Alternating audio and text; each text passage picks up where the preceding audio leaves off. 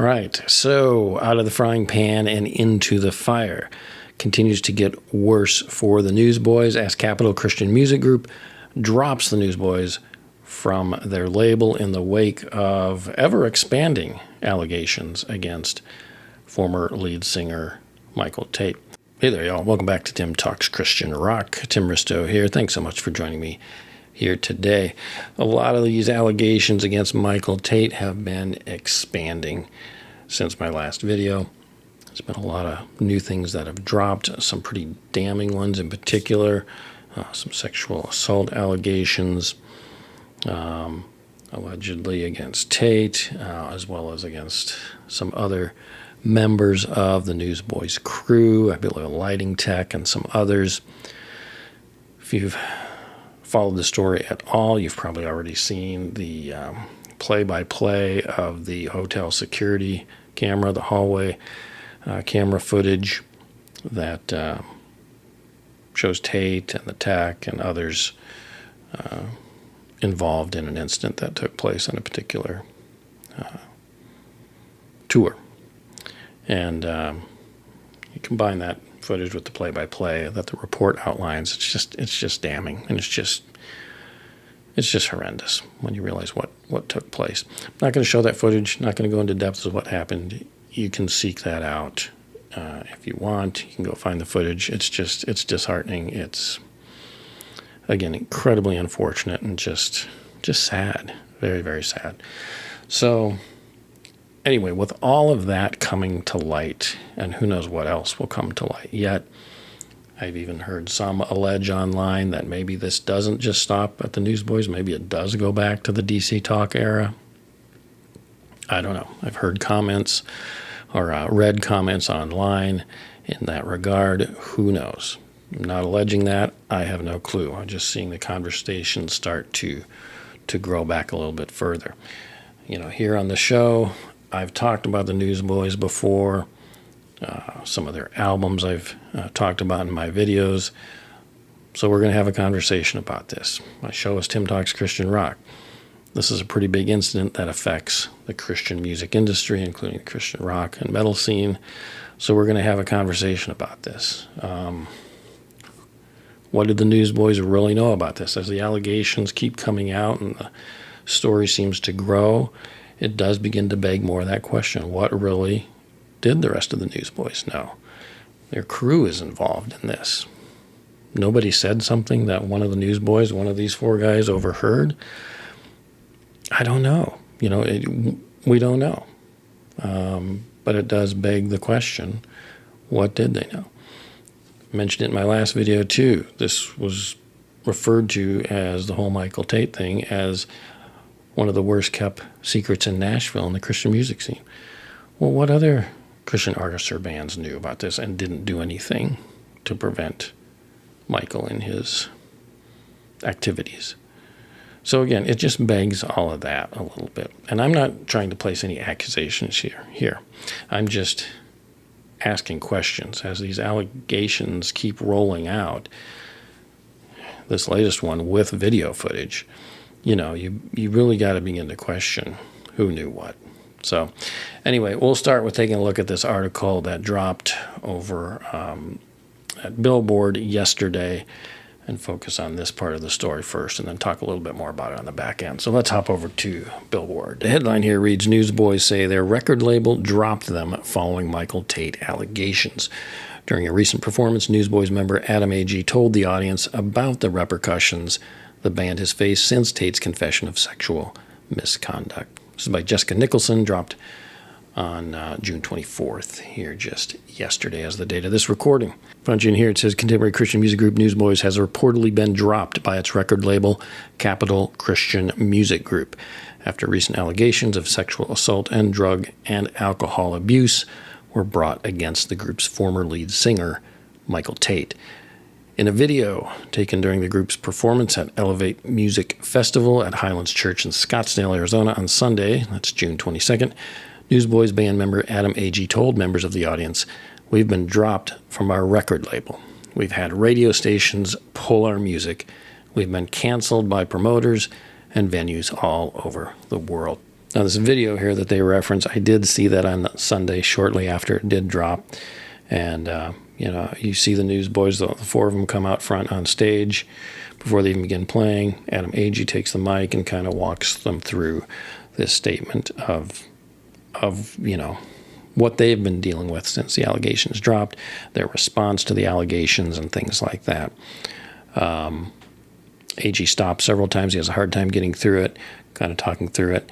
Seems a little broken up by it, but at the same time, there's still kind of a raw spirit about it. It's a little odd in that regard, because it's always like, we're going to persevere through this. We appreciate your support. We've been canceled by our label, by tours, by a lot of places, by Christian radio, but we haven't been canceled by, this church in Arizona where they're performing, this particular Elevate Festival. Things like that. So there's a little bit of a rah kind of spirit in there, which is a little odd tenor to it.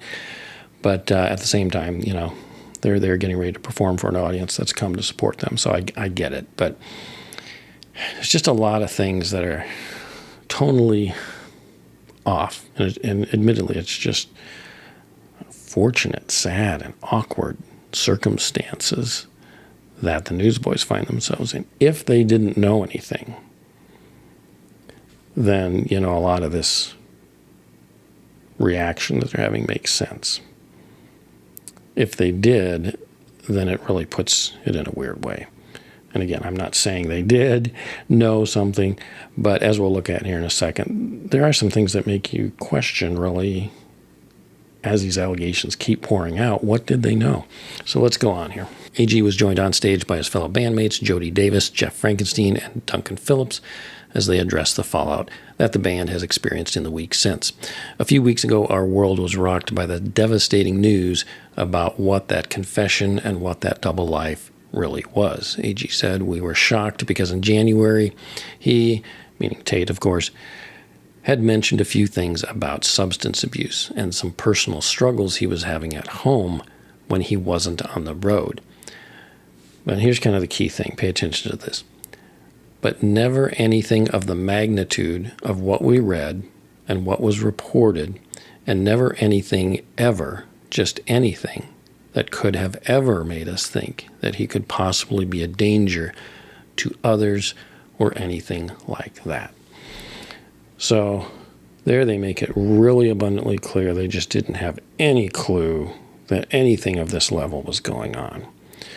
And yet in another statement previously, they had mentioned him living this double life, and that when they had previously been asked about that, they said, well, yeah, there had been some things mentioned in the past that we'd always tried to go and investigate and, or ask him about, and he always denied things.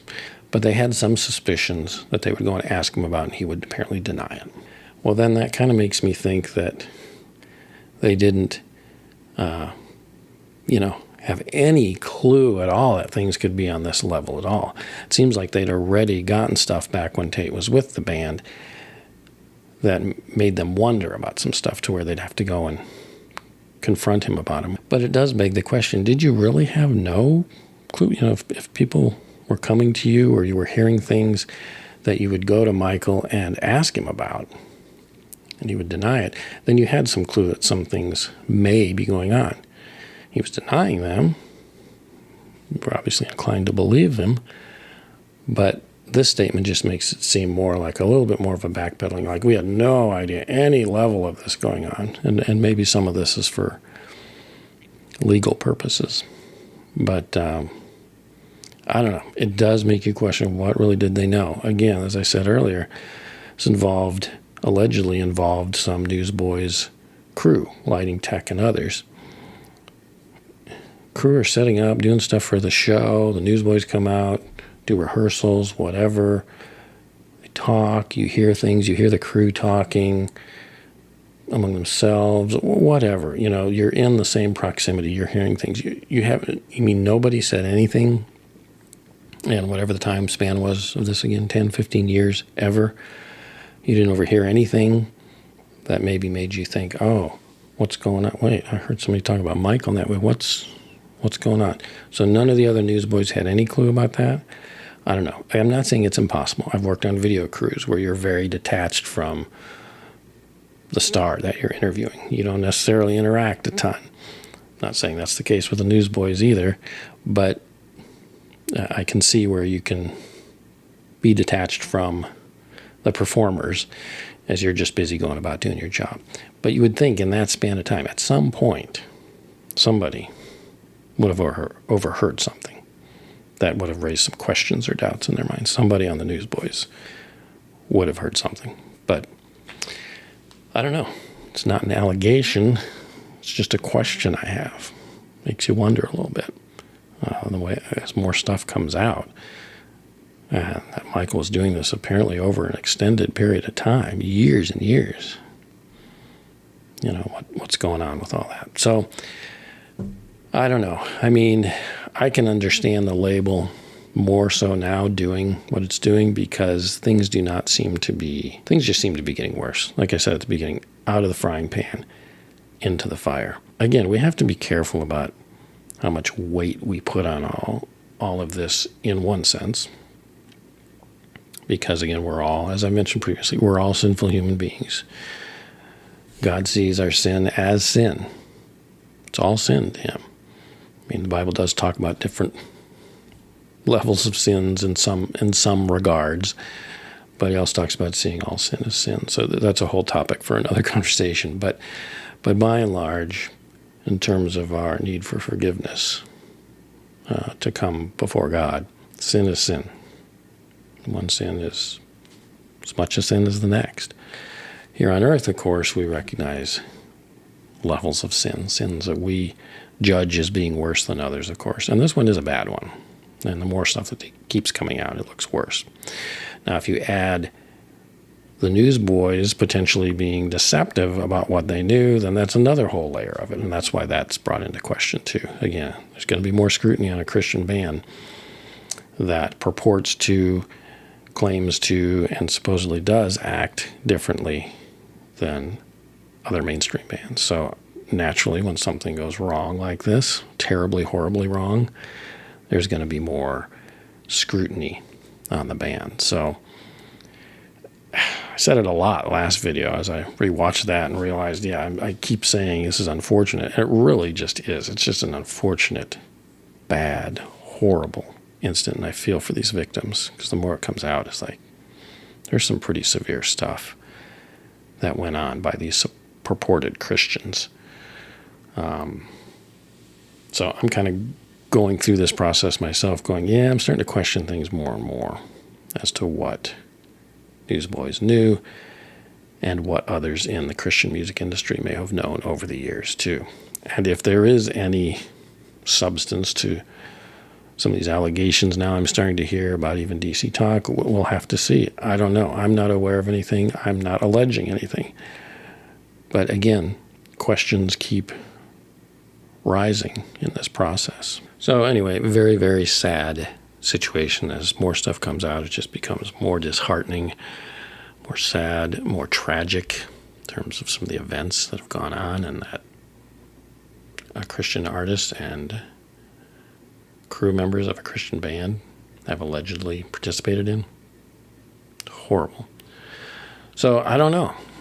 Again, we've talked about this before. I'm going to be an ongoing conversation about what Christian love looks like in a situation like this, what Christian forgiveness looks like in a situation like this, what levels of sin look like in a situation like this with us compared to others who we see doing things that we would definitely say, hey, that's worse than anything I've ever done.